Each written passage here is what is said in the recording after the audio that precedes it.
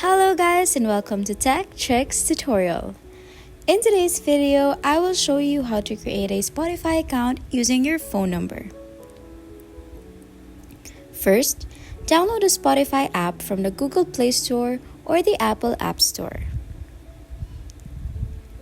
Once you've installed it, launch the app on your device.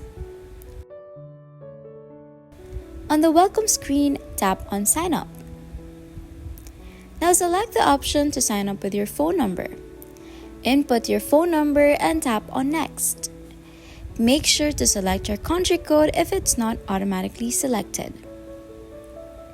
Spotify will send you a verification code via SMS. Check your messages for the code and enter it in the app. Once verified, you'll be prompted to enter your email address, create a password, and provide your display name. Fill in these details and proceed. And that's it. You have successfully created your Spotify account using your phone number.